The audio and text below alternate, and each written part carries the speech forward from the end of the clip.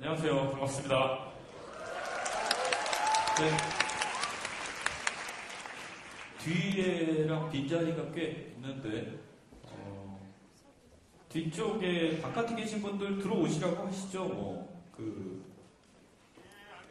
예, 들어오시라고 하시죠. 같이 보셔야죠. 반갑습니다. 구조가, 흥미로운 구조예요, 극장이.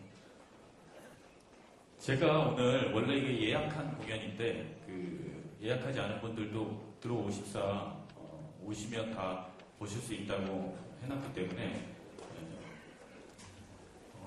바깥에 있는 분들도 들어오셨으면 좋겠고. 2층 다 계신가요, 지금? 예, 안 보여요. 사람이 없는 것 같아요. 예, 알고 있어요. 있겠죠. 설마 초면에서 거짓말 하겠습니다. 반갑습니다. 저는 공연, 오늘 더 위대한 검찰, 공연 토크쇼의, 연출을 맡은 태경민입니다.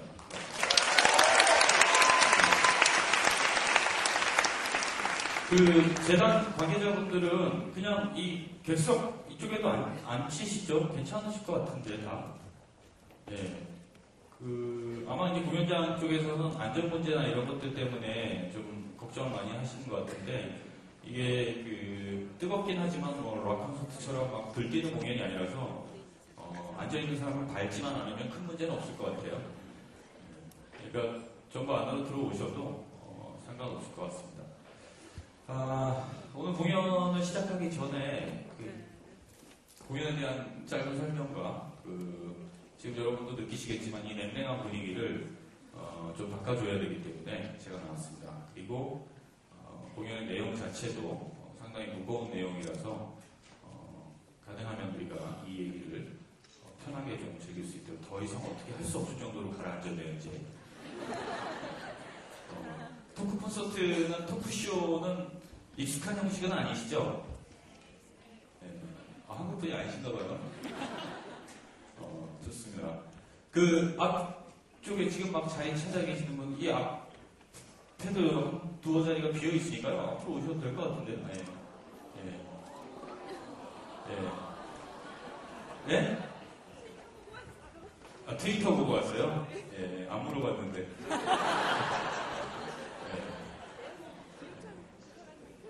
저도 구했고, 예, 바닥에 앉으셔도 돼요. 예, 뭐 어때요? 예, 우리 엉덩이도 아니고 당신 엉덩이고. 예, 이쪽에도 자리가 있습니다. 이쪽에도 자리가 있고, 자리가 있다 보니까 번개같이 지금 네 분이. 자, 그렇게 되면 저쪽에 자리가 또 비어있네요. 예. 그리고 이 가운데 두 자리도 비어있는 거죠.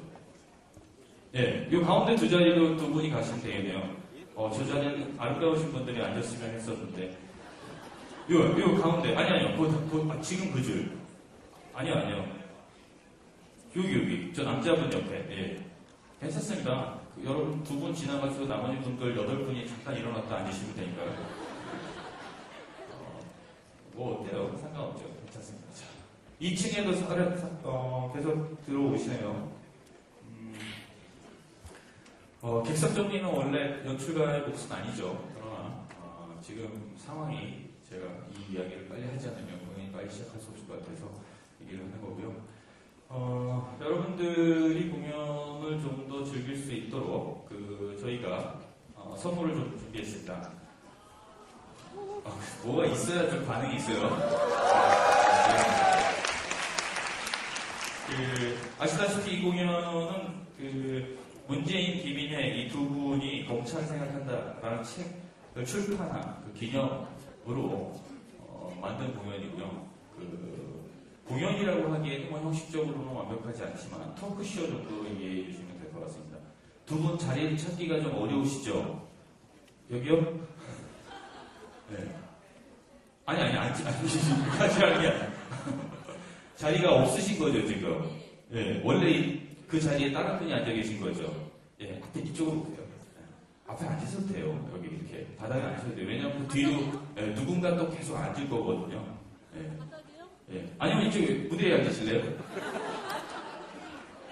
뭐 상관없습니다, 사실. 저희가 부산 공연 어제 했는데 객석에 자리가 모자라서 여러분들이 이제 바닥에 앉으시고, 그리고도 모자라서 무대 오른쪽, 왼쪽에도 앉으셨거든요. 오늘도 그런 분위기 기대했는데, 지금, 상당히, 네, 아름다운 풍경이 보여지고 있어요. 막 서로 자리가 빈자리를 안내해드리고 막 그러고 있는데, 좋습니다. 이 자리 얘기도 더 이상 시간을 끌면 안 될 것 같은데. 다 앉으셨나요? 뒤에? 네. 저쪽, 뒤에 두 자리가 비어있다고 얘기를 하시네요. 네. 뒤에, 저쪽에도 비어있고요. 네. 자, 오늘 공연을, 트위터나 뭐 다른 언론을 통해서 알고 오신 분들, 그러면 나머지 분들은 다 지인들이신가요? 자, 이렇게 어두우면 안 되는데, 왜냐하면 앞으로 나와서 이제 하게 될 얘기들이 대부분 무거워요, 좀. 그래서 가능하면 가볍게 이야기를 좀 끝내려고 하는데, 여러분 어떻게 생각하실지 모르겠지만, 사실 이 검찰에 대한 이야기나 뭐 이런 것들 문제는 어제 오늘 일은 아니죠. 그래서 우리가 여러 가지 문제들을 놓고 항상 고민을 해왔는데, 어느 날 이 책이 나오고 검찰을 주제로 한 토크쇼를 한번 만들어 보자 라는 얘기가 나와서 그 순간 아시다시피 제가 위대한 문화지식이자 번뜩이는 연출가이니까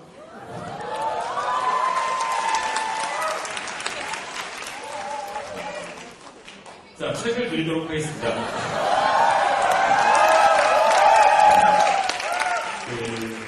이런 책은 사실 대부분 초판이면 끝나요. 절판돼요. 그러니까 소장 가치가 상당히 높습니다.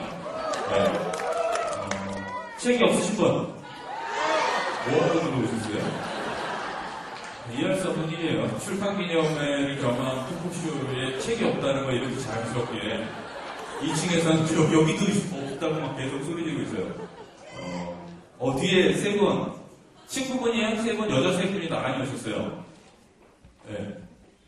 갑자기 조용해지고 있어요. 친구 아니에요? 네, 거기요. 네. 잘생겼다고요? 드리겠습니다. 어디 계세요? 잘생겼어요. 잘생겼어요? 어디 있어요?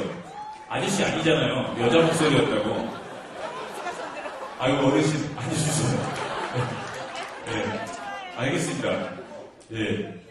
예, 길게 얘기 안 하고요. 아까 여자분 잘생겼다는 여자분 갑자기 사라지셨어요. 그래요? 알겠습니다. 꼭 드리고 싶은데. 나온 거예요? 네. 제가 아니고, 저희 주진우, 시사인 주진우 쪽팔리는 왜? 나는 너랑 사귈 마음이 없어요. 제 옆에 언니가 잘생겼다고 했고요. 제 대신 보고. 그렇지. 언니가 나와야죠. 왜냐하면 저도 언니가 궁금해요. 나올 수 없을 정도의 외모를 가지고 계시다. 자, 어쨌든 언니 얘기 드리겠죠. 예.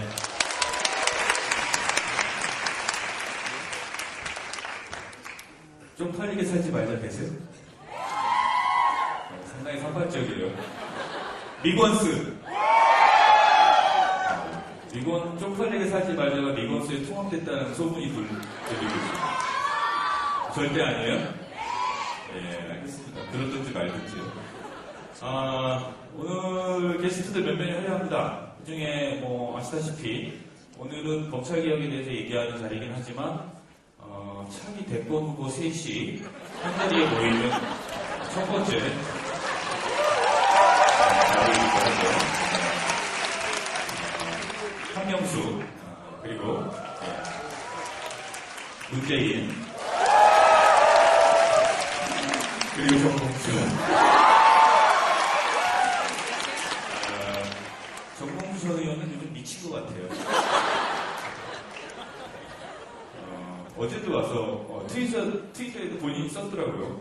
차기 데리고 오고 셋이 한자리에 모이는 이런 위대한 행사가 기획되더니 에피소드 하나 들려드릴게요. 저희가 저는 지금 나는 꼼수다 공연 연출도 같이 하고 있는데 지지난주인가 저희가 양산에 갔었어요. 문재인 사장님 댁에 밥을 사주신다고 해서 이제 가서 밥을 먹었는데 정봉주 의원만 안 왔어요. 다른 이제 뭐 김원준 씨랑 등등은 다 왔는데 그래서 이 양반이 왜 안 올까? 그랬더니 문자가 이렇게 띄고 왔어요. 문자를 보니까 자기가 오지 않은 이유에 대해서 썼더라고요. 대권 주자끼리 쓸데없는 기싸움 하고 싶지 않아 가지 않는다고 전해주고 이렇게 써있더라고요. 확실히 미친 것 같아요. 예? 아니라고요? 이따 보세요 그러면. 뭐 말로 제가 굳이 설명하지 않을까. 김원준 씨가 누구를 이렇게 챙기거나 걱정하거나 이런 스타일이 아니거든요. 근데 지금 미국 간 이후로 하루에 한 번씩 저한테 꼭 전화합니다. 이유는 딱 하나예요. 정봉주 의원 스케줄을 아침 저녁으로 체크를 해달라.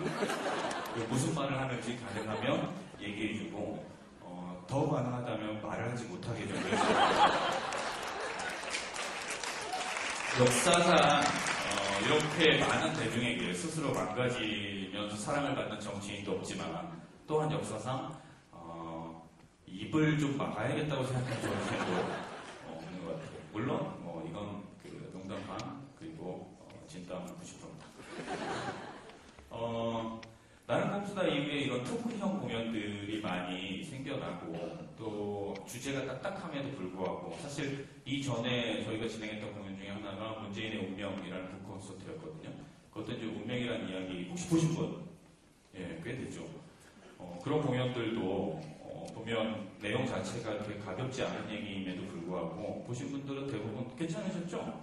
예. 그리고 오늘 공연도 아마 괜찮을 거고 나는 꼼수다 공연도 괜찮고 이런 걸 미뤄보아선 아무래도 탁월한 연출력이라는 게 네.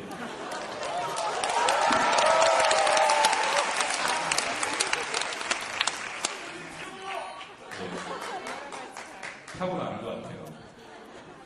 자, 이제 대충 자리가 좀 마무리가 된 것 같아서 이거 빨리 나눠드리고 저희가 원래 문재인 기민의 검찰을 생각한다면 나눠드리려고 했는데 어느 역사비평사에서 우리도 검찰에 대한 책을 낸 적이 있다. 그래서 비계 2개를 갖다 주셨어요. 비계에 글씨가 써있는 건 흔치 않은 것 같아요. 어쨌든 법원과 검찰의 탄생, 사법의 역사를 읽는 대한민국. 책의 내용은 상당히 좋을 거라고 생각해요. 하지만 예? 베개 필요하시다고요? 많이 주무시나 봐요. 네.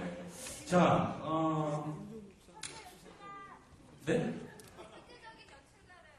한 번 했으면 됐어요. 매번 듣는 얘기가 새로운 것도 없어요. 그래서 오늘 요거는 총 제가 나오는 책이 3권인데 요 한 권은 자리가 자리인 만큼 우리가 이제 또 다양한 분들이 좀 참여하길 바라는 마음도 있거든요. 그래서 혹시 나이가 제일 어리신 분 계시면 그분께 드리도록 하겠습니다. 21살? 어디요? 너 아닌 것 같아요. 알겠어요. 잠깐만. 부끄러워하지 마시죠. 잠깐. 또 21살보다 아래. 예. 몇 살? 19살. 19살보다 아래. 2층에 16살? 8살? 어디 아이가 있군요. 예. 아이는 자기가 드러나는 걸 너무 싫어하는데 아이 엄마가 아이 목덜미를 자꾸 흔들고 있어요. 아이 어머니 엄마랑 왔어요? 아버지랑 오셨어요? 엄마랑만 왔어요? 아빠는 바깥에 있고 아빠 친구랑 오거나 이런 건 아니시죠? 자, 어머니께 이 책을 드릴 테니까요. 끝나면 이 바깥에 로비에 와서 찾아가시기 바랍니다. 내가 8살짜리 애 엄마예요. 이렇게 얘기하면 아마 드릴 거예요. 축하드립니다. 그리고 또 이제 반대로 가볼까요? 연세가 가장 많으신 분.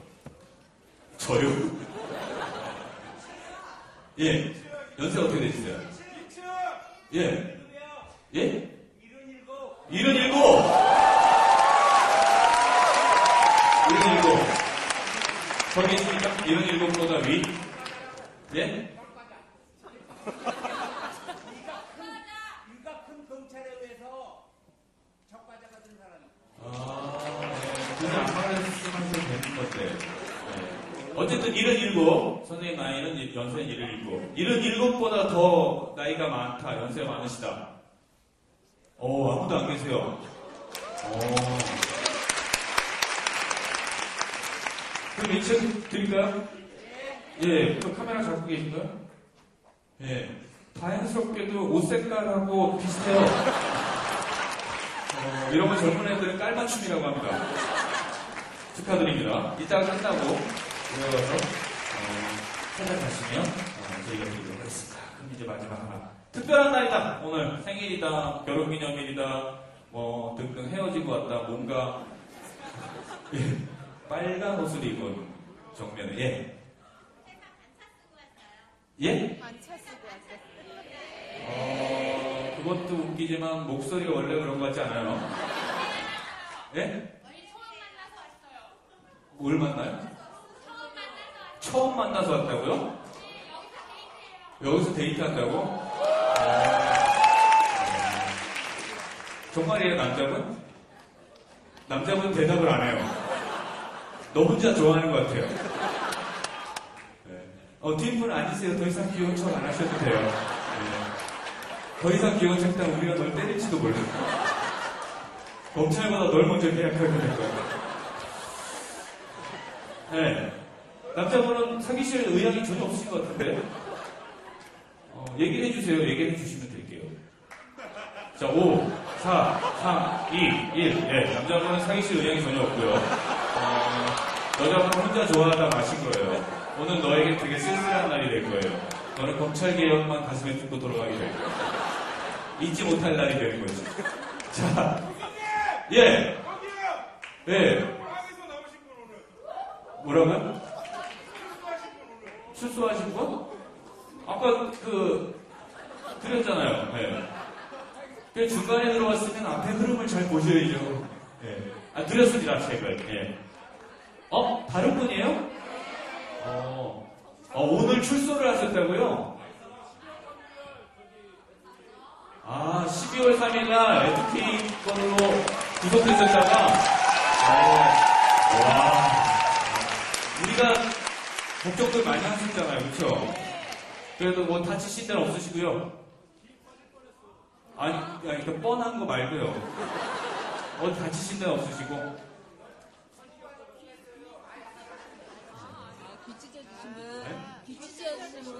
귀 찢어주셨던 분, 그리고 미건스에서 막, 정봉주 형한테 회원이 다쳤는데 넌 가서 토크쇼 하고 있냐, 막 이런. 멘션 날리셨던. 자, 어쨌든 환영합니다. 큰 박수 부탁드립니다. 네. 앉으시고요. 네. 열심히 사시기 바라고요. 생일 없으세요? 생일? 정말요? 와이프 생일입니다.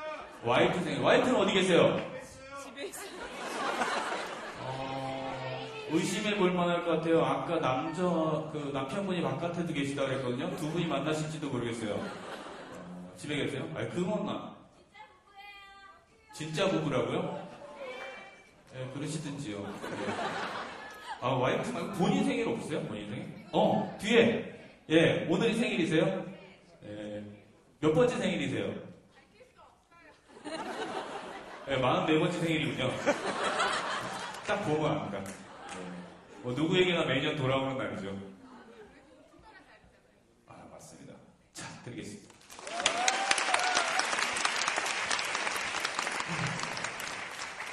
분위기가 조금 낮았나요? 빨리 나오세요. 빨리 해야 돼요. 네, 축하합니다. 네.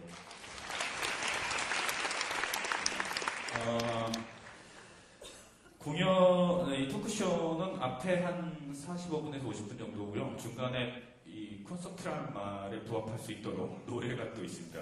그러니까 형식적으로는 완벽함을 꾀했다 이렇게 하시면 되고, 오늘 또 이런저런 여러 취재진들 나오고 또 공연의 내용이 생방으로 진행됩니다. 그렇기 때문에 요즘같이 민감한 때에 객석에서든 무대에서는 발언 한마디 한마디 자제하실 것 같은데 그러지 마시고요. 그냥 나오는 대로 하시면 될 것 같아요. 모든 책임은 일부 토크를 진행하는 양정철 씨에게 있다고 제가 분명히 밝혀드립니다. 저는 앞하고 뒤에 바람만 잡을 뿐입니다. 그리고 여러분은 구경만 웃으실 뿐이거든요. 그러니까 안심하고 공연을 즐겨주시기 바랍니다. 지난 정권과 이번 정권의 가장 분명한 차이에 대해서 많은 이야기들을 하지만 검찰만큼은 초지일관인 것 같아요. 그때도 뭐 볼상사나웠고 지금은 아주 밉상이죠. 거기다가 뭐 샤넬백부터 해서 뭐 다양한 품목들을 혹은 품목들과 기호들을 자랑하면서 차량도 상당히 다양하더라고요. 벤츠에서부터 뭐 제네시스 뭐 여러 가지 차종에 따라서 가리는 게 없는 것 같아요. 그럼에도 불구하고 전임 검찰총장은 검찰만큼 깨끗한 조직이 어디 있느냐라고 이야기하기도 했죠. 대단합니다. 그래서 드는 생각인데 누군가 트위터에 그런 말을 썼었어요. 지난 정권과 지금 정권의 가장 큰 차이를 짧게 정리했던 말인데 그 말이 인상 깊어서 오늘 그 말을 소개하고 공연을 시작할까 합니다. 그 말은 노무현의 이창동은 영화 시를 낳았고 이명박의 유인천은 시발을 낳았다.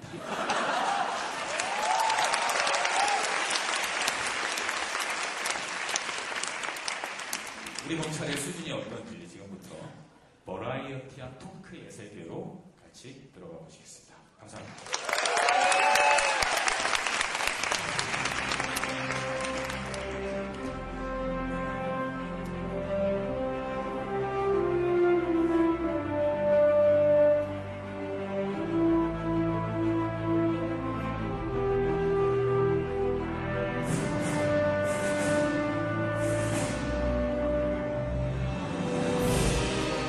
다른 중요한 조사를 통해서 사건의 진실을 명확하게 규명하기를 바랍니다.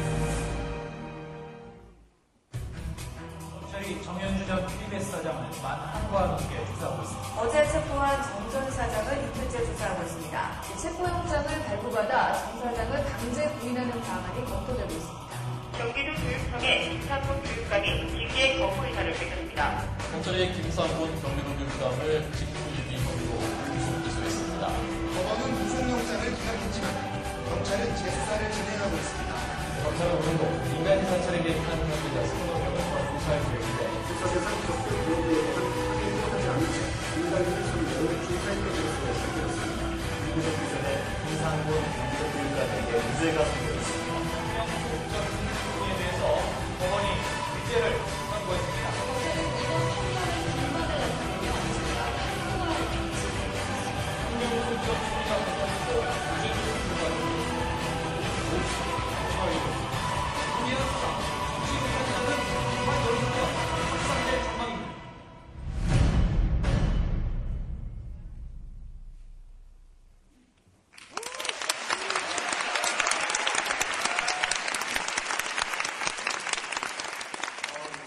많이 들어오셨네요.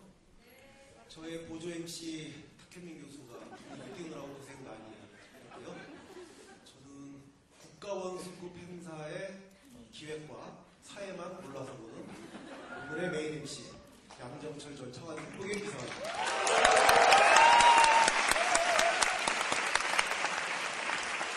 분위기 띄울 수 있게 5분 안에 말을 끝내라고 했더니 스스로 흥에 겨워서 15분 넘게 공연 시간을 끌어서 뭐 안타깝긴 한데 어쨌든 뭐 즐거운 시간 되시길 바랍니다. 제가 왜 국가원수급 행사만 그 기획을 하고 사회를 보는지를 말씀을 드리면 저는 노무현 대통령님 그다음에 강력한 차기 대권 주자인 한명숙 문재인 행사 아니면 절대 안 맞습니다. 그것이 탁현민과 저의 차이입니다. 영화 감독으로 치면은 베를린 영화제에 빛나는 예술성 깊은 영화 이창동 감독이 저라면은 탁현민 교수는 닥치고 찍는 강우석 감독 그런 차이라고 이해하시면 되겠습니다. 오늘 공연은 아까 탁현민 교수가 설명을 드렸지만은 문재인 김인의 두 분이 낸 검찰을 생각한다라는 책을 계기로 대부분의 저자들은 책을 팔기 위해서 모금도 하고 하는 출판 기념회를 하죠. 그런데 이렇게 해서 뭐 돈을 모을 그런 행사가 아니고 이 주제 자체가 워낙 심각하고 우리 사회가 한번 깊이 고민해야 될 문제이기 때문에 반대로 저자와 출판사가 생동을 토해내서 만든 행사입니다. 그래서 여러분들이 오늘 무료로 오실 수 있게 된 겁니다. 출판사와 저자들에게 여러분 박수 한번 부탁드립니다. 제가 이 공연의 그 기획과 사회를 맡은 이유는 딱 한 가지입니다. 책임을 지기 위해서입니다. 우리 검찰 승질 더럽죠? 여기서 무슨 검찰의 명예를 훼손할 만한 얘기가 나오면은 아마 걸 겁니다. 그 모든 책임은 이 기획과 이 진행을 맡은 제가 다십니다. 혹시 다른 분들이 검찰의 명예를 훼손할 만한 여지가 있는 발언을 하시더라도 제 책임입니다. 그래서 오늘 그런 발언이 나오면 여러분들은 트윗으로 즉각 날리십시오. 모든 책임은 제가 다집니다. 그러면 검찰이 명예훼손으로 저를 걸겠죠? 소환을 할 겁니다. 저는 죽어도 안 갑니다. 조현호랑 같이 가자. 조현호 손잡자. 원래는 제가 한나라당 진성호 의원을 잡으려고 중랑은에 출마를 하려고 지금 고민 중인데 조현호를 잡을 수 있다 그러면 까짓 거 접고 조현호 제가 잡고 같이 죽겠습니다. 공개처럼. 자, 그러니까 다들 쫄지 마시고 마음껏 즐기시고 즐거운 공연 되시기 바랍니다. 오늘 토크는 1부와 2부로 나눠 진행되는데요. 1부는 이명박 정권 공안 사건의 상징적인 피해자들이라고 할 수 있는 분들을 모두 한 자리에 모셔서 그분들이 본 검찰, 그분들이 겪은 검찰을 생생하게 지원하고 함께 듣는 자리가 되겠습니다. 2부는 우리 조국 교수님이 진행하는 저자들과 또 김성준 민변회장이 나누는 구체적인 검찰개혁 방안을 논하는 1부, 2부 토크로 나눠서 진행이 되고요. 참고로 그 1부 진행과 2부 진행의 선발 기준은 용모입니다. 저하고 특히 조국 교수님은 그 기준을 엄격히 적용해서 왜 웃어요? 맞아요. 자, 그러면은 오늘 그 토크 1부 토크 함께 하실 분들을 모시겠습니다. 저는 이분을 보면 한떨기 백합 같은 분이라는 생각이 듭니다. 누군지 아시겠죠? 우리 정치의 희망 한명수 총리님입니다.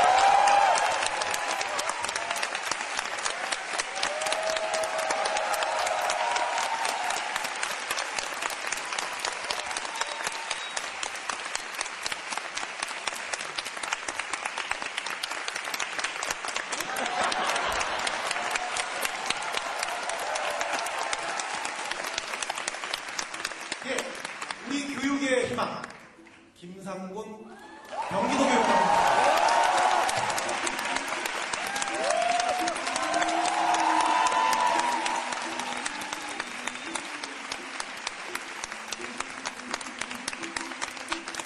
우리 언론의 희망 정현주 KBS 사장님 모시겠습니다.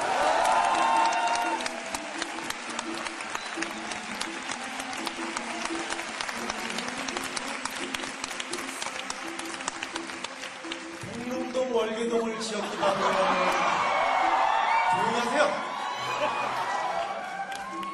자칭 치명적 매력의 소유자 위대한 정치인 17대 국회의원 전봉주 의원님 모시겠습니다.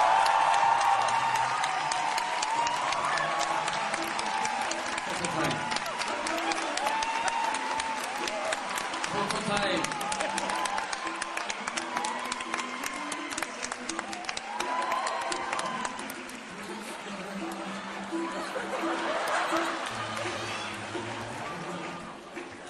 여기 잘 안 보이는 데인데 자리를 나를 중심으로 배치해 있는 거예요. 이명박 정권의 가장 치졸한 사건 중에 하나죠. 국무총리실 불법 민간인 사찰에 당당히 맞서 김종인 선생님 모시겠습니다.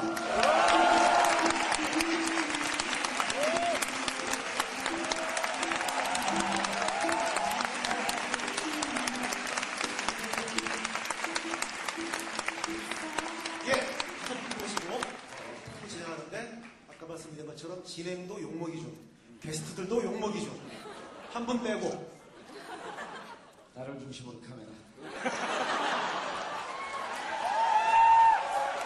참고로 우리 정 의원님의 용모는 생내적인 것이 아니고요. 약간 보셨죠? 2억 피부과. 2억짜리 피부과입니다. 코 잘 나왔어요. 어느 병원이에요? 묻지 마. 조국 교수님 저기 앉아 계시네? 대권 주자하고 레벨이 틀려요. 오늘 잠재적 대권 주자 다 나왔습니다. 정봉주, 문재인, 조국, 한명숙. 왜 기분 나쁜 표정이세요? 양쪽에 대권 주자들이 있습니다. 이거 참 몸둘 바를 모르겠네요. 교육감 끝까지 하실 거죠? 예. 예, 대권 나오시지 마세요. 자, 우리 한총리님, 얼마 전에 또 한 번 기쁜 소식이 우리에게 결국은 날아들었습니다. 두 번째 사건의 무죄 판결, 퍼펙트하게 이기셨습니다.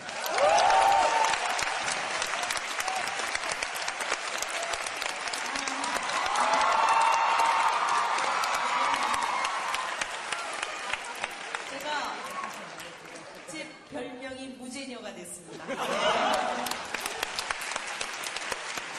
우리 한총리님의 직업은 피고인. 그렇지만 승률 100%. 근데 그 앞에가 뭐가 붙어요. 전문 피고인. 한총리님의 그 두 가지 사건 참 어처구니가 없죠. 첫 번째 사건, 그때 제가 이제 공대의 대변인을 맡았습니다. 명대변인이었죠.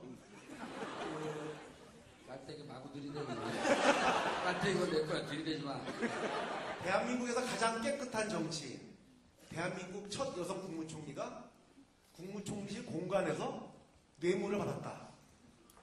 이게 사실이면 대한민국 국민 전부 주민등록증 반납하고 이민 가야 될 사건이죠. 그런 어처구니 없는 혐의를 뒤집어 씌웠습니다. 두 번째 사건, 집권 여당의 유력한 대선 후보가 비서도 없이 대로변에서 돈을 받아서 직접 트렁크에 넣었다.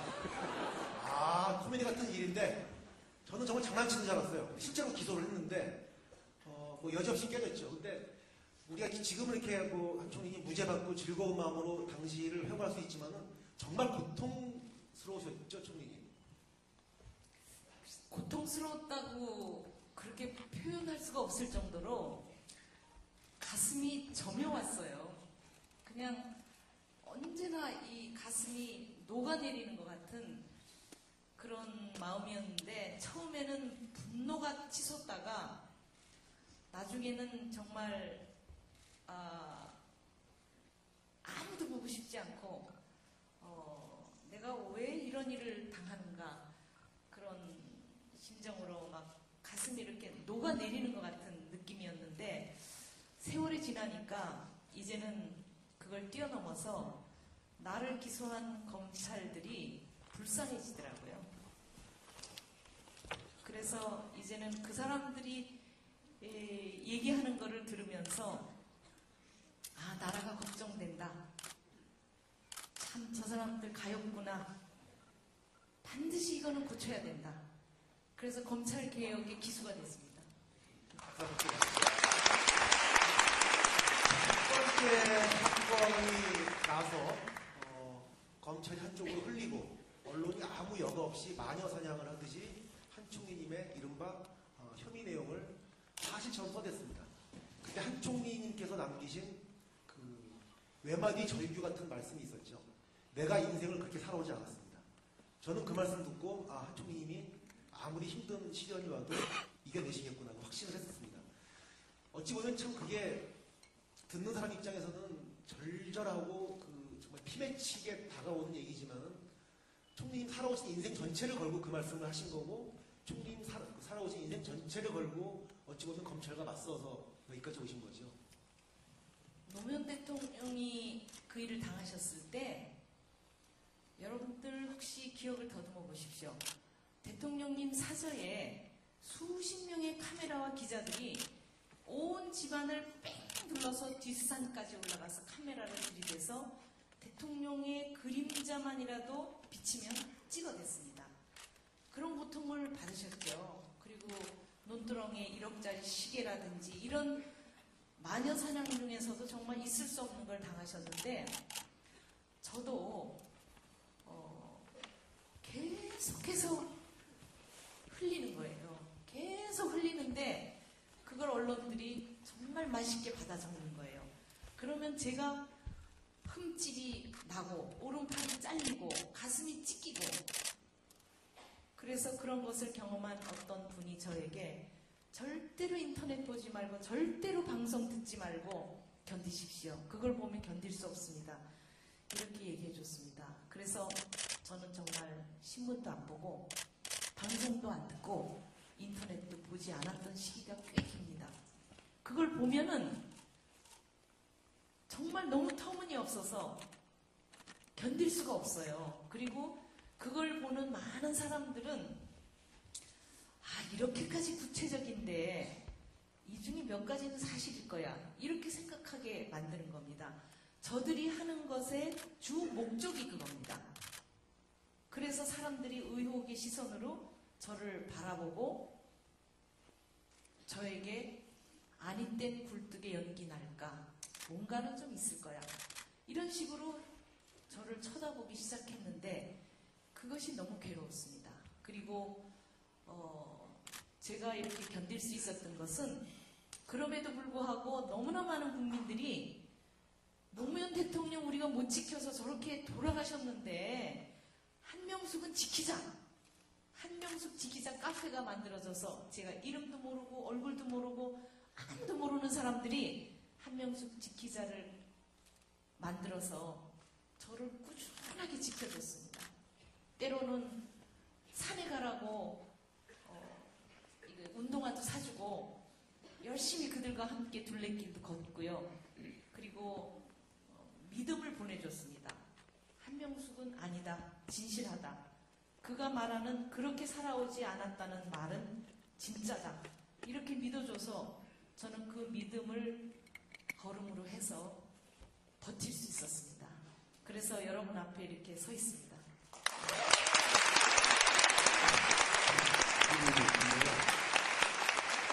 우리가 여기 무슨 검찰 피의자처럼 앉아있어요. 5명 쪼르르간처럼 보이는데 뭐하는 거야? 저는 이렇게 기획하지 않았는데 미숙한 연출자가 5명씩 무슨 보니까 그렇네요. 아니 우리 대학교 후배예요. 우리 양종철. 엄청 컸어요. 원래 컸어요. 대학교 때는 저한테 말 붙이러 오려면 저 끝에서 200년 걸렸거든. 바로 옆에 앉아있어. 근데 총리님, 제가 그때 조사받을 때 정말 죄송한 게 그때 그 고통 많으셨잖아요. 저 조사받을 때. 예. 네. 그 말도 처음부터 이제 못했죠. 그 마녀사냥하고 그럴 때. 그때 제가 낙검수를 만들었으면 정말 그랬으면 미리 못 만들어서 정말 죄송합니다. 제가 그때 만들자 그랬거든요. 근데 미국 간 새 새끼들 있잖아요. 이 새끼들이 만들지 말자는 거야. 허접한 놈들. 미국 가갖고 영어도 못하면서 지금 길 잃어버렸어요.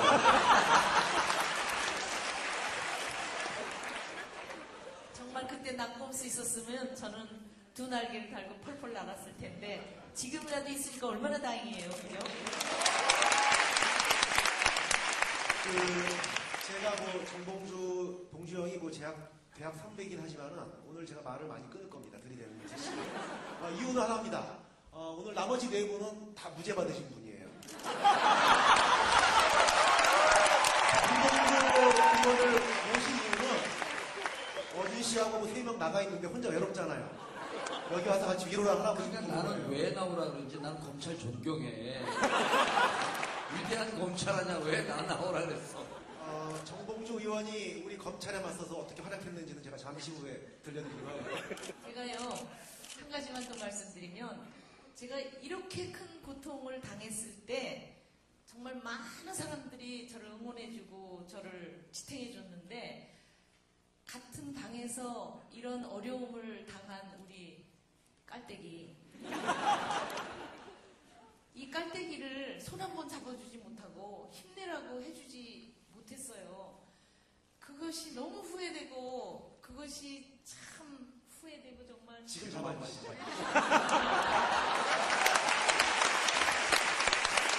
오늘 밤 TFN은 이렇게 정봉주 의원이 날릴 겁니다. 한명숙 총리 대권 정봉주에게 양보. 이건 그냥 미리 차단하는 겁니다. 수법을 알거든요. 우리 양종철 비서관은 진행하려고 앞에 보고 있었잖아요. 손 잡는 순간에 우리 한명숙 총님께서 윙크를 보냈어요. 나 안 나갈 테니까 걱정 말고 잘 뛰어봐. 오죽하면 제가 직접 또 달려라 정봉주입니까? 한 총리님이 굉장히 강한 분이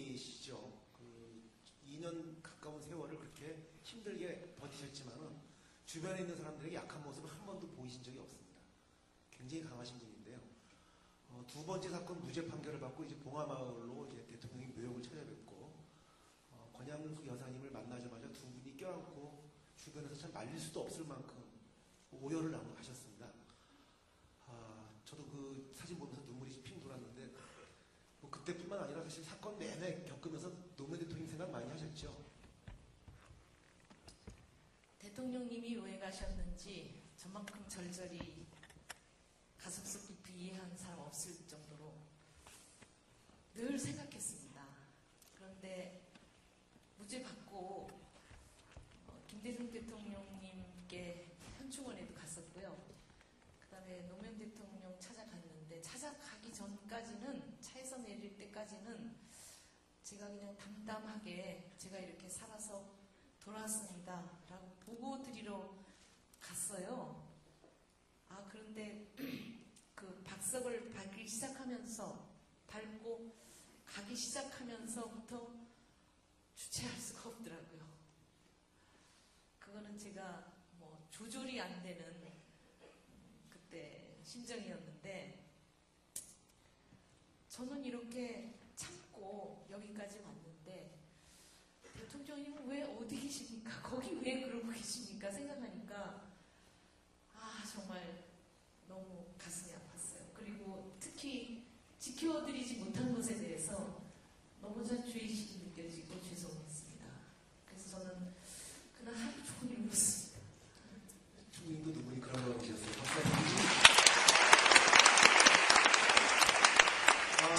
오늘 네 분 얘기를 듣다 보면 다 이 슬픔과 분노와 좌절이 한꺼번에 몰려올 텐데 그럼에도 불구하고 네 분 다 시련을 이겨낸 분들이고 지금은 당당하게 사건을 이제 해갈 수가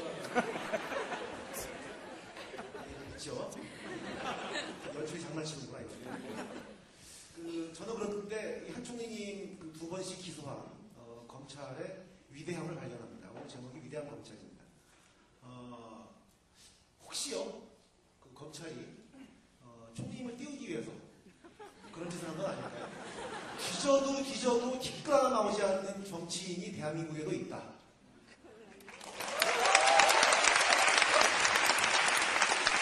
제가 아마 이렇게 표적으로 먼지털이를 정말 당했는데 뭐 나온 게 없어요.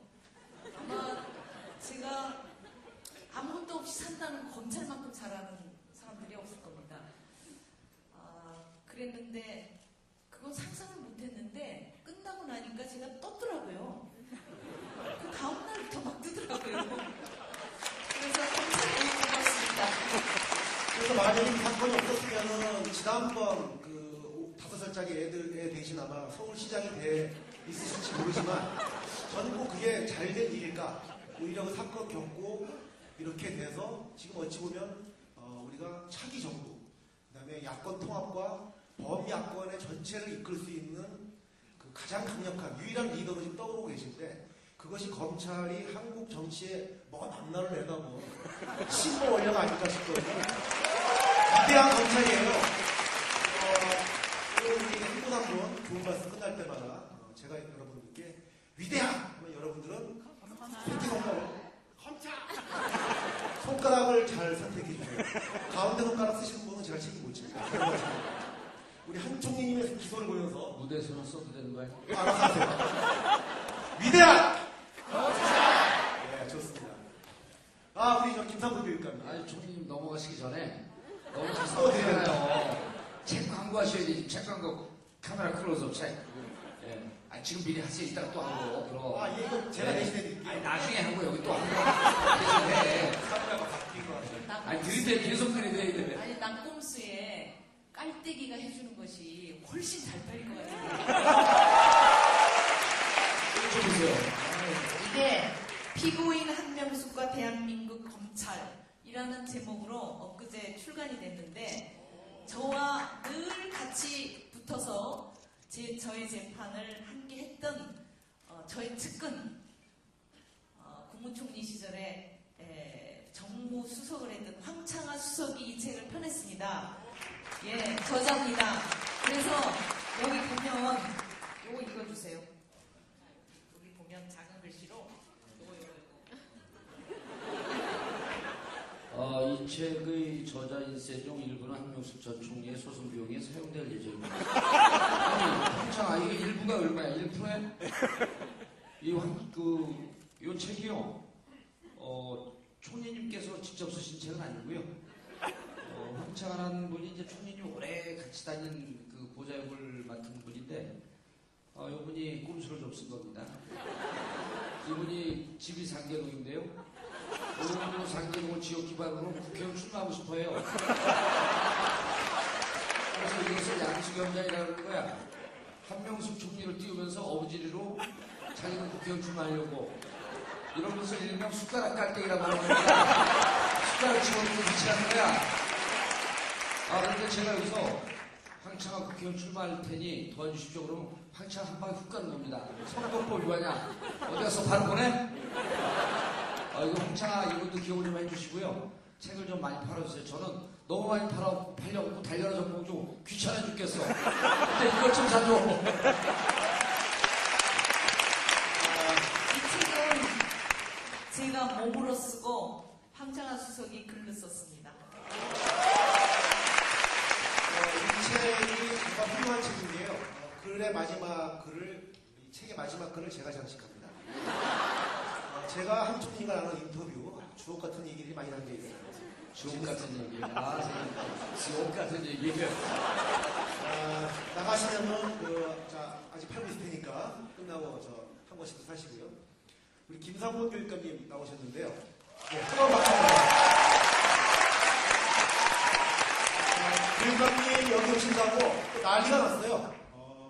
중립을 지켜야 될 교육감이 무슨 정치 행사에 가느냐. 그래서 뭐 경기도 의회 한나라당 의원들이 시끄러웠어요. 또 지역 언론들도 시끄러웠고. 분명히 말씀드리지만 이거는 정치 행사가 아닙니다. 문화예술 행사예요. 조국 교수님이 하는 행사는 학술 행사예요. 여러분도 그렇게 알고 오셨죠? 네. 오시기까지 주저되지는 않으셨죠? 예. 아니, 문화예술 행사에는 얼마든지 갈 수 있다는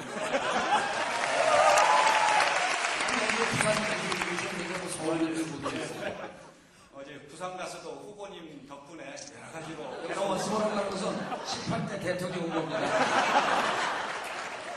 후보 가운데 있다 보니까 참 좌불안석입니다. 후보 가운데 앉아 있으면 나중에 장관 돼요.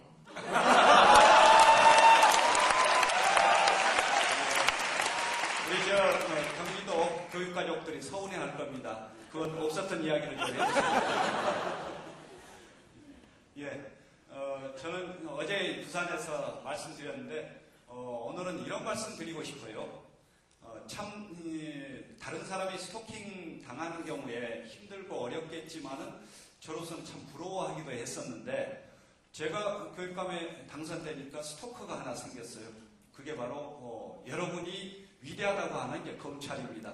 2009년 5월부터 시작해서 지금껏 스토킹을 하고 있습니다. 물론 사건은 두 번 재판에 회부되고 두 번이지만은 지속적으로 스토킹을 하고 있는 상황에서 여러분들께 그런 스토킹을 좀 멈춰달라고 위대한 검찰 위대하니까 제발 이런 교육감 스토킹은 그만둬 달라는 말씀을 드리려고 이 자리에 나왔습니다. 지금 말씀하신 대로 정치 발언이나 교육 발언입니다. 교육자가 교육에 전념할 수 있게 해달라 이런 말씀이십니까? 예, 그렇습니다. 거기다 한 말씀 더 붙이자면은 교육감의 중립성을 염려하기 전에 검찰의 중립성을 보다 더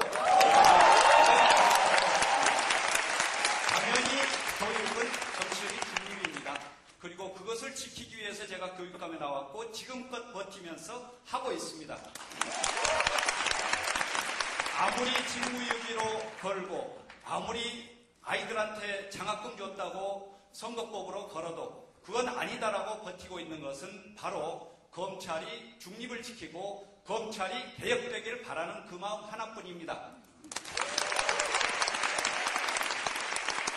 사실 제가 이제 스토킹을 당하면서 혼자 생각에 이 앞에 그때 같이 하셨던 분 여러분들 계십니다만은 2005년에 시민사회와 전문가들이 함께 민주사법개혁 국민연대를 만들었습니다. 그때 저는 교수로서 이제 상임대표를 맡았는데 그때 실은 사법개혁뿐만 아니라 검찰개혁까지 밀어붙였어야 되는데 그렇지 못해서 지금 당하고 있는 거 아닌가 그런 생각을 하고 있습니다. 기억을 못하시는 분들도 계실 텐데 김상곤 교육감님이 당한 두 사건도 한 총리님만큼 어이가 없습니다. MB 정권의 암울한 현실에 교사들이 시국선언을 했습니다. 교육과학기술부가 그 교사들을 징계하라고 김 교육감님을 압박을 했죠. 그런데 누구나 뭐 법률 상식에 기초해서 보면 무죄 확정 판결을 받기 전, 형 확정 판결을 받기 전까지는 무죄 추정의 원칙을 적용받는데 그때까지 미뤘어요. 그걸 이제 직무유기로 걸었던 거죠. 또 한 가지 사건은 학생들에게 장학금을 지급했습니다. 근데 왜 선거 때 장학금 지급하냐? 그거 가지고 또 걸었어요. 두 번 다 퍼펙트하게 무죄 받았습니다. 예, 참으로 참 다시 생각하자기에도 가슴이 좀 먹먹한데요. 지금 말씀 있었습니다만은 2009년 5월 23일 참으로 안타깝게 노무현 대통령님께서 충격적인 서거를 하셨습니다. 그에 이어서 우리 시민사회가 사회적인 또 교육적인 민주화를 요구하는 속에서 교사들도 시민으로서 교육자로서 그 선언을 했습니다. 그런데 그걸 가지고서 중징계하고 교육감이 검찰에 고발하라 이렇게 교과부가 지침을 줬습니다.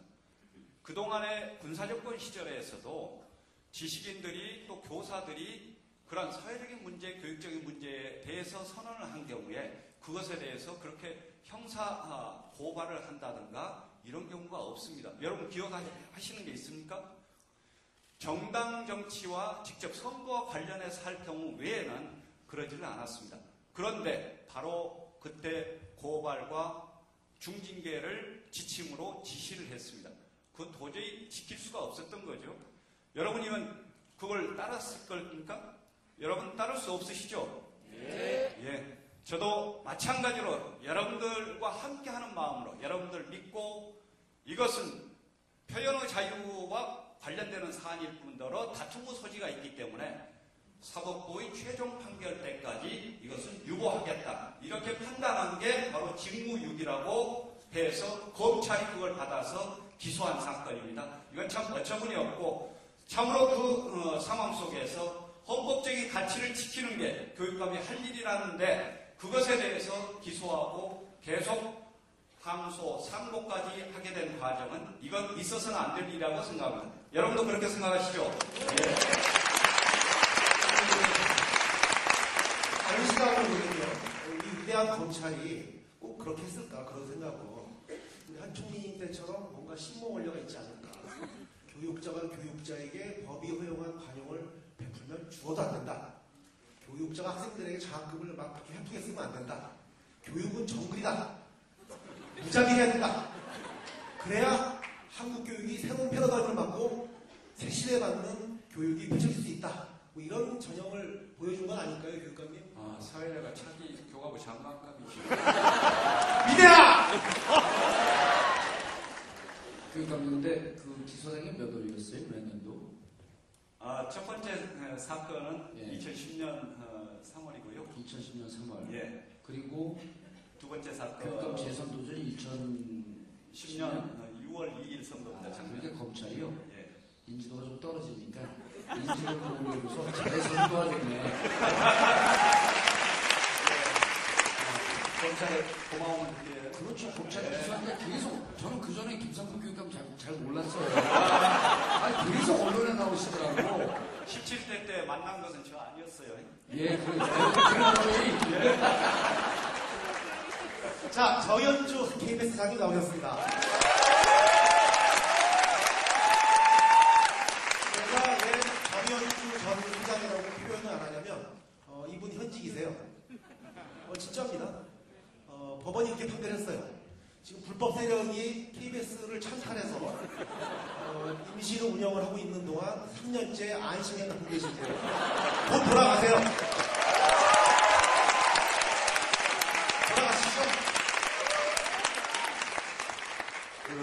제가 예, 참으세요. 행정소송에서 제가 그 해임 취소 판결을 받았는데 그 법 판결문에 제 해임 절차가 위법적이 있다. 그래서 이제 해임 조치를 취소한다 그렇게 나왔다. 그러니까는 법을 어기면서 저를 해임했으니까 제 이후의 체제는 그게 불법 체제거든요. 그럼 이 불법 체제를 정상화시키는 방법은 다시 원상복구 시키는 거 아니에요? 그 당연한 질문을 하십니다. 그렇게 취소되면 월급 다 주나요? 월급 받으면 너무 좋겠는데요? 이거 총리님이 오늘 제 결론을 먼저 내셨는데요. 제가 이거 이 결론을 미리 낼게요. 정현주 사장님 기소해서 우리 검찰의 위대함은요. 정 사장님 알고 보면 개털이에요. 가난해요. 지금 밀린 월급 다 받게 돼 있고요. 하루하루가 이자예요. 검찰이 우리 정 사장님 택택하고 있는 거예요. 사장님, 검찰이요. 우리 각하하고 친하지 않습니까? 각하의 꼼꼼한 재테크를 알려주시고 재테크는 정윤주 사장님처럼 해라. 그 혼자 못하니 우리가 도와주마. 위대한 검찰! 이렇게 세게 나와야지. 사실 요즘 저는 매일 아침 자고 일어나면 아주 기분이 좋고 행복합니다. 말씀하셨지만 하루하루가 이자가 붙습니다. 그 다음 두 번째는 자고 일어나면은 이명박 정권 집에 갈 날이 하루씩 짧아져요. 사장님, 여기서 말씀하신 집은 큰 집 얘기하시는 거죠? 집은 종류가 많죠. 그 다음에 최근에 와서 또 기분 좋은 일이 또 생겼어요. 이 조중동 시청률을 보니까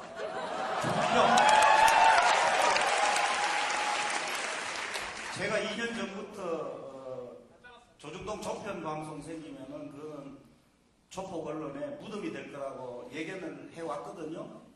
근데 지금 그 시청률은 이 방송사에서 흔히 쓰는 말로 그게 애국가 시청률입니다. 지상파 방송 시작하는 새벽에 애국가 틀지요. 그때 시청률이 0.몇 %입니다. 그래서 저는 이 매일매일이 참으로 기쁘고 행복해서 지금 제 얼굴이 환하죠. 형광등 10개를 켜서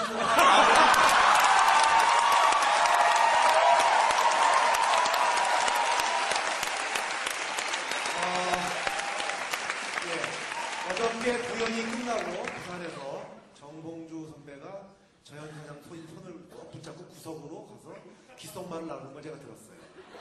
사장님 복귀하시면 저 예능표 하나 맡겨주세요.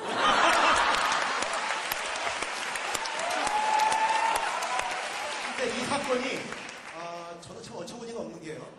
정현주 사장을 이제 배임형으로 걸었죠. 배임이라는 게 뭐냐면은 본인의 어떤 불법 행위로 인해서 회사에 어떤 심각한 재물상의 손해나 손괴를 입혔다는 것인데 그 배후에 있는 게 법원입니다. 그러니까 법원이 판결한 대로 조정에 응했을 뿐인데 그걸 걸었으니까 그 한촌님이나 우리 김교육감님 사건에 비하면은 우리 정 사장님은 한마디로 말하면 날로 드신 거죠. 그죠, 사장님? 제가 사실 총리 제가 이 배입죄를 당해봐서 아는데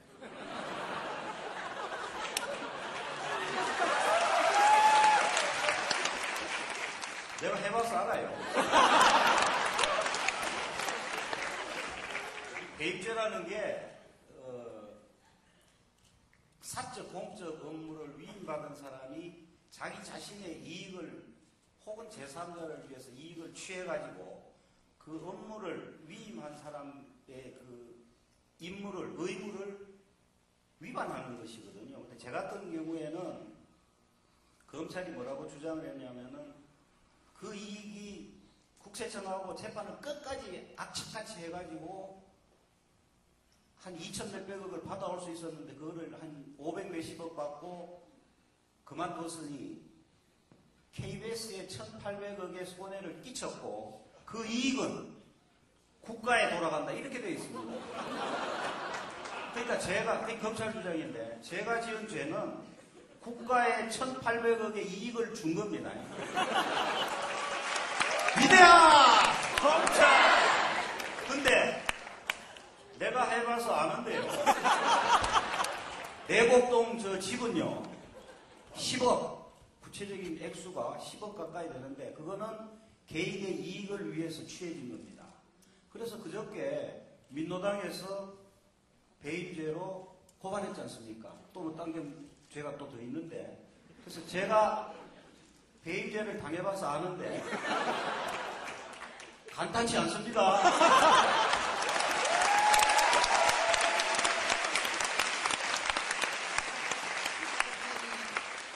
저도 이왕 짜가지고 저한테 뒤집어 씌우려면 좀 이런 법으로 뒤집어 씌우면 좀 이자라도 받고 돈이라도 받을 텐데 이거 완전히 저는 아주 그냥 골로 갔네요. 그럴 때는 막간을 이용해서 첫 광고를 또 하셔야 됩니다. 그래서 이것 좀 사주세요. 피고인 한명수가 대한민국 검찰 위즈덤 하우스 정가? 정가? 정가가 안 보인다. 많이 사세요. 인터넷 검색해보세요. 자, BBK 사건. 이명박 대통령에게 저격수. 2007년 대선 마지막 저항자 정봉주. 저는 그때 우리 봉주 형 죽는 줄 알았어요. 실제 죽었죠. 죽다 살아났어요. 그런데 장사한 지 사흘 만에 죽은 자 가운데서 다시 살아나 하늘에 오르사 전능하신 낙동수의 유명한 깔때기로 다시 환생하셨어요.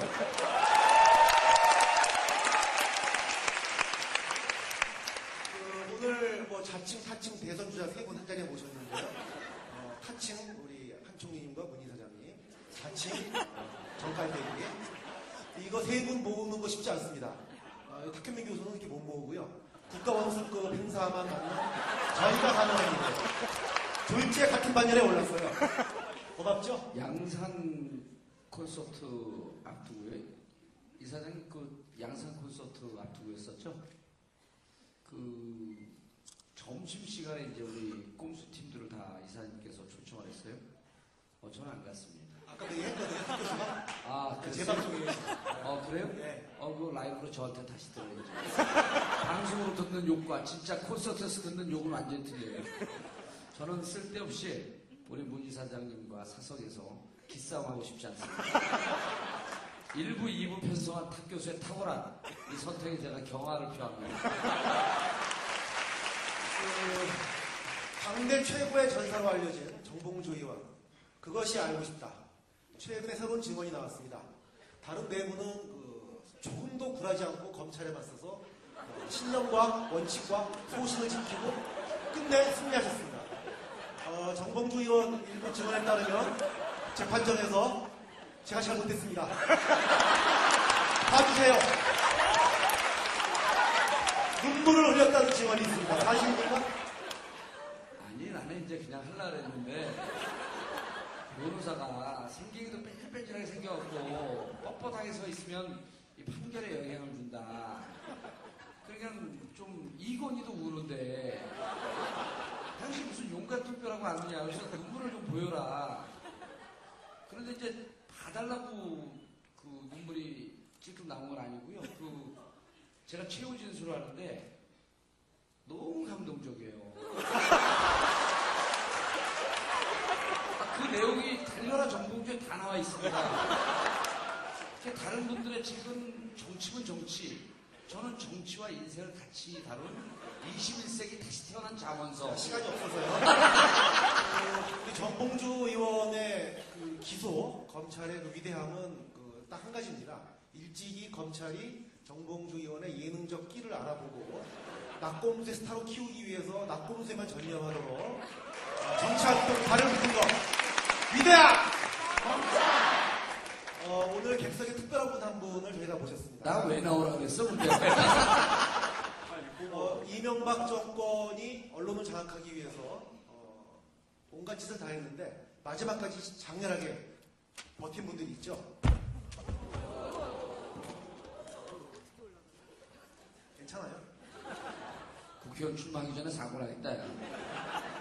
YTN 노조위원장 노종면 씨 모셨습니다.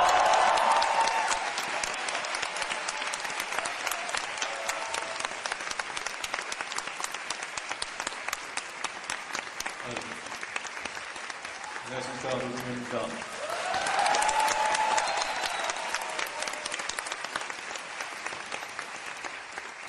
노정면 너무 위대합니다. 파이팅!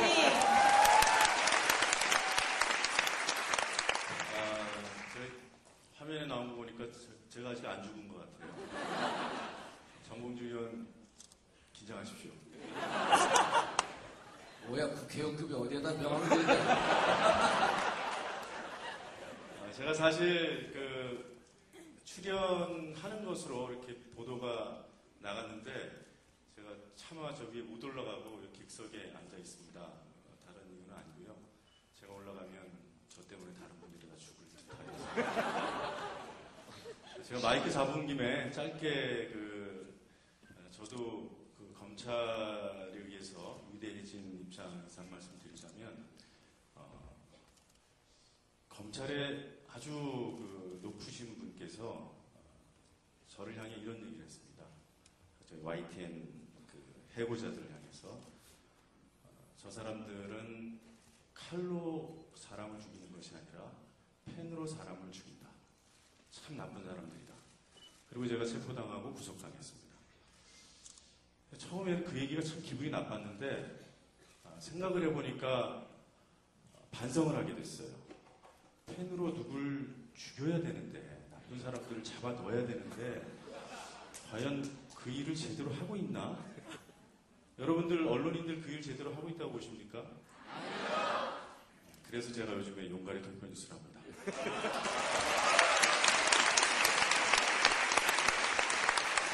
그래서 나쁜 검찰 확 다 싹 죽인다는 말 해도 되나요? 예, 싹 죽여버리도록 펜을 갈고 또 갈겠습니다. 고맙습니다. 낙범수 멤버 교체해야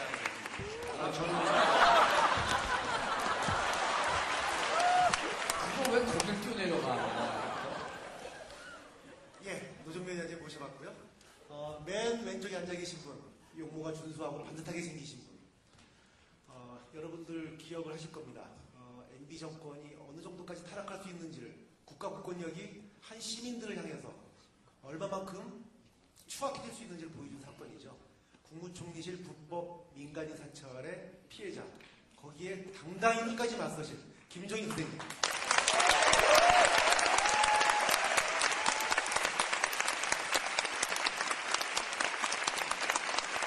평범한 시민으로서 한 얘기를 인터넷에 변해를 올렸을 뿐인데 그 배후를 캐겠다며 본인은 물론 사돈의 8천, 그 다음에 갖고 있는 기업, 거래처, 주변을 샅샅이 뒤져서 초토화를 시켰습니다.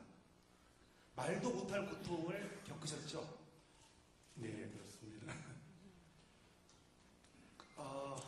어제 말씀 잘하시는데 왜 별로 컨셉 내수 컨셉이야? 사실 어제 제가 18대 대통령 옆에 앉았었거든요. 좌석이 달라지니까. 지금 참 웃으면서 담담하게 말씀하시지만 저도 어제 처음 들었습니다.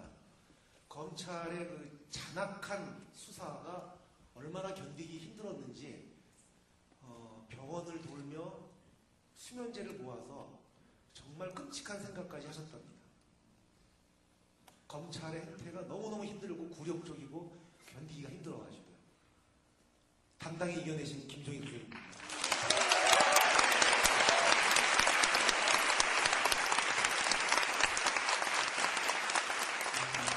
사실 민간인 사찰 사건이 일어나기 전까지 이제 검찰이 저희에게는 이제 그냥 보통 명사였어요.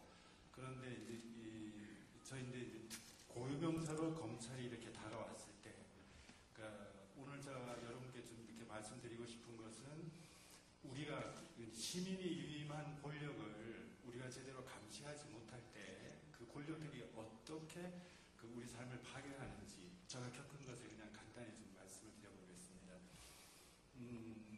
그 민간인 사찰 사건을 이제 그 공론의 장으로 가지고 나와서 피의수첩에서 방영을 하고 이렇게 해서 이제 그 국무총실에서 자기들 직원을 고발해서 이제 수사가 이루어졌죠. 이제 저는 참고인 조사로 이제 그 검찰에 출두를 했는데 검찰에서 이제 그 압수수색을 계속 미루어서 뭐 그 이후에 무슨 뭐 컴퓨터 그거를 다 지웠다 이런 이제 그것이 있었는데 그럼에도 불구하고 검찰이 압수수색에 한 데에서 나온 이제 그 서류가 있었어요. 그래서 제가 그 서류를 보는 순간에 정말 심장이 멎는 줄 알았습니다.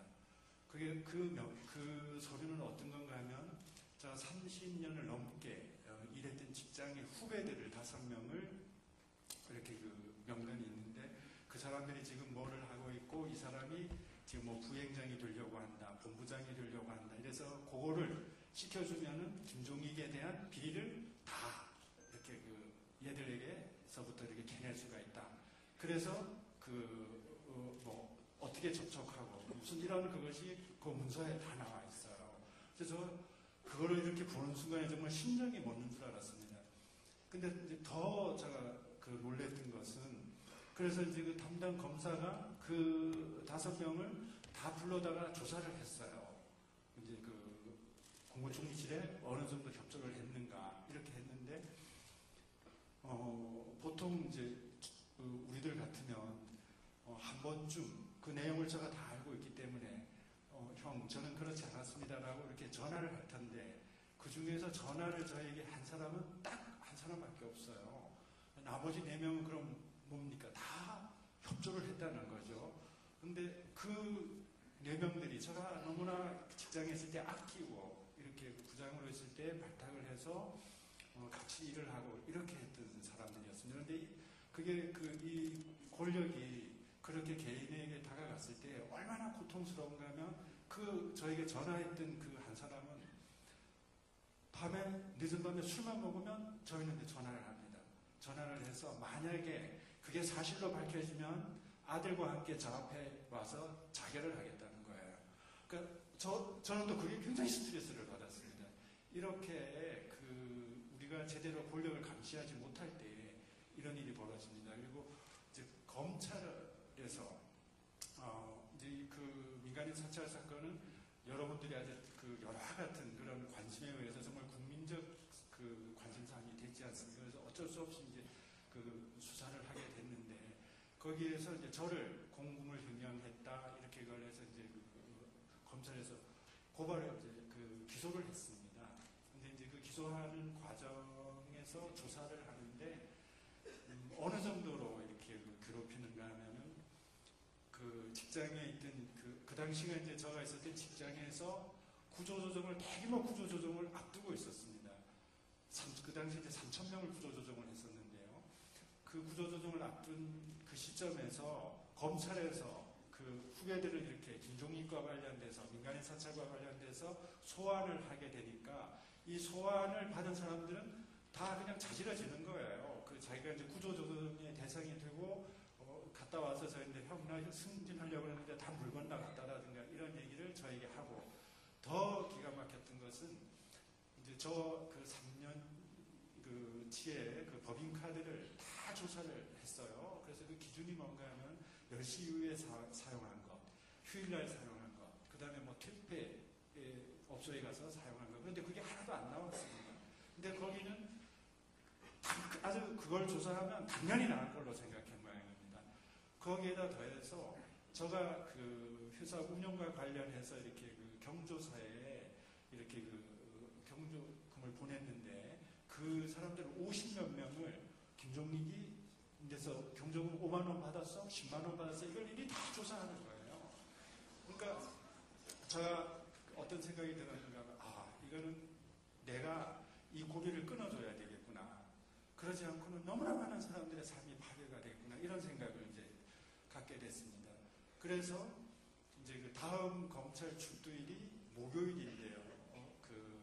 제가 이제 화요일 날 이제 그까지 주변 정리를 하고 화요일 날에 이제 내가 날 정리하자 이렇게 그래서 우리나라 이제 의료 체계가 어떻게 되어 있는가 하면 제가 하루에 내과에 50군데 이렇게 다니면서 제가 밤에 잠을 좀 못 자는데요. 그러면 수면제 15약을 다 처방을 해줍니다. 이렇게 그래서 이틀 동안 제가 이렇게 다니면서 배가를 처방을 받았습니다. 그래서 그 화요일 날 저녁에 이제 제가 좀 이렇게 정리를 하고 그 전에 정리를 해서 이제 화요일 날 제가 마음을 이렇게 잡고 있는데 저기 와 계신 저희 추강욱 변호사님께서 전화가 왔어요. 느닷없이. 그래서 사장님 목요일 날 검찰에 출두를 안 하셔도 된다고. 그래서 제가 깜짝 놀라서 아니 왜 안 해도 되느냐고 그러니까 검찰에서 조사를 안 하기로 했다는 거예요. 그런데 이제 그날 저희 집에 제가 역세문화연구소라는 곳에서 오랫동안 같이 공부를 했던 후배 교수가 이제 2명이 집에 찾아왔었어요. 그러더니 그 이야기를 나누고 돌아가다가 이 사람들이 다시 돌아왔어요. 와서 저보고 뭐라고 하냐면 형 내일 전화를 할 테니까 오전에 꼭 그 시간을 내서 나오라고 그러는 거예요. 그래서 이제 그 다음날 전화를 해서 나갔더니까 저를 데리고 간 곳이 어느 곳인가 하면 정계신 선생님께서 운영하시는 마인드 프리즘이라는 정신 치료하는 곳이었어요. 그래서 이제 제가 정계신 선생님과 상담 이제 도움을 받고 이렇게 가면서 이제 죽음의 유혹에서 이렇게 이제 벗어날 수 있고 다른 저 때문에 무수하게 고통을 당한 분들에 대한 이제 마음의 부담 같은 것에 좀 이렇게 벗어날 수 있었습니다. 그래서 저는 제가 겪은 이런 일들이 저는 정말 여기 계신 다른 분들처럼 사회적 영향력을 가지고 있거나 이런 아무런 것이 없는 그냥 여러분과 똑같은 평범한 시민인데 단지 이번재 의원하고 고향이 같다는 것 그 한 가지만으로 그런 일을 겪었거든요. 그래서 정말 이렇게 검찰이 저도 이 검찰이 보통 저희가 보통 그랬을 때는 검찰 개혁해야 된다 어쩌다 이런 것을 했었는데 저희가 고용명사가 딱 이렇게 다가왔을 때에는 정말 제가 죽지 않을